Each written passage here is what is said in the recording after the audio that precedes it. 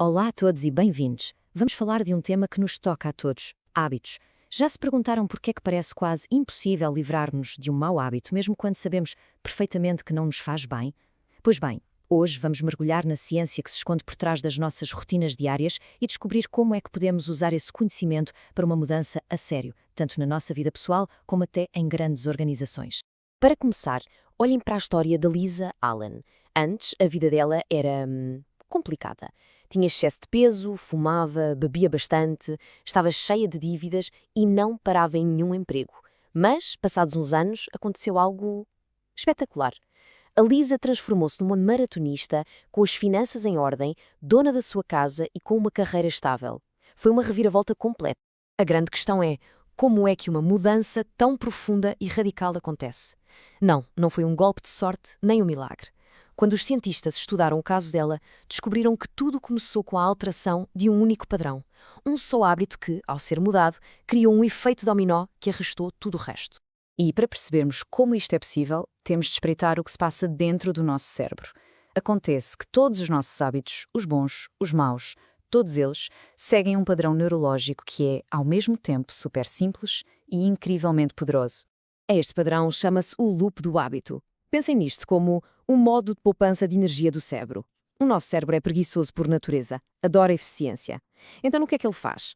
Pega numa série de ações e transforma-as numa rotina automática. Assim, liberta poder de processamento para pensar em coisas mais importantes. É um truque genial. E este esquema aqui mostra na perfeição como é que funciona.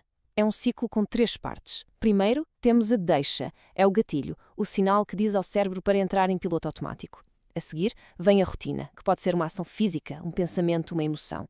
E por fim, a recompensa. É isto que diz ao cérebro: isto foi bom, vamos guardar este loop para a próxima. Se acham isto fascinante, esperem até ouvir a história do Eugene Polly. Uma doença terrível destruiu a parte do cérebro dele responsável pela memória de curto prazo. Ele não conseguia sequer desenhar um mapa da sua casa, mas todos os dias ele saía, dava a sua caminhada habitual à volta do quarteirão e voltava para casa, sem se perder. Como? Porque essa caminhada era um hábito tão enraizado que funcionava noutra parte do cérebro, uma que a doença não tinha afetado. Isto é a prova viva de que os hábitos podem operar de forma totalmente inconsciente. Ok, então, se os hábitos são tão automáticos e poderosos, estamos condenados a repeti-los para sempre?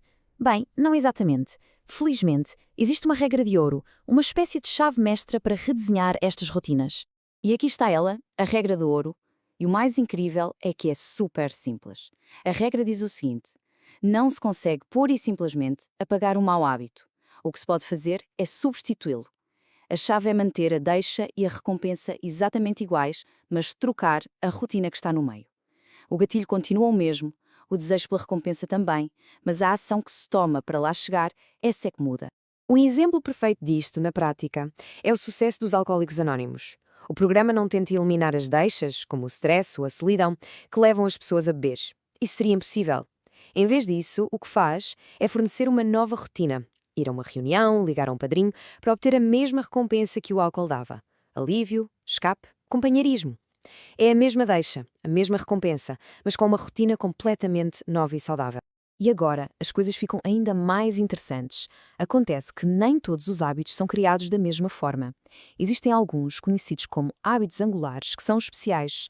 São pequenas mudanças que têm o poder de criar uma onda de transformação em todas as áreas da nossa vida. Imaginem a cena. Estamos em 1987. Paul O'Neill é o novo CEO da Alcoa, uma gigante do alumínio. No seu primeiro discurso para os investidores de Wall Street, toda a gente espera ouvir falar de lucros, de estratégias, mas ele ignora tudo isso e diz que a sua prioridade número 1 é a segurança dos trabalhadores. O pessoal de Wall Street achou que ele tinha enlouquecido, mas O'Neill sabia exatamente o que estava a fazer. E qual foi o resultado? Olhem para este número. Sob a liderança dele, com este foco aparentemente estranho na segurança, o lucro líquido da Alcoa quintuplicou. A segurança não era o objetivo final, era um meio. Tornou-se naquilo que chamamos de um hábito angular. Portanto, a ideia principal é esta. Um hábito angular é um hábito que, quando muda, provoca uma reação em cadeia. Ao focar-se na segurança, O'Neill obrigou a empresa inteira a mudar. Os processos de produção tiveram de ser redesenhados, a comunicação entre chefes e funcionários melhorou radicalmente e isto acabou por criar uma cultura de excelência que se espalhou por toda a Alcoa. Mas este poder dos hábitos não se fica por aqui. não se aplica só a pessoas ou a empresas.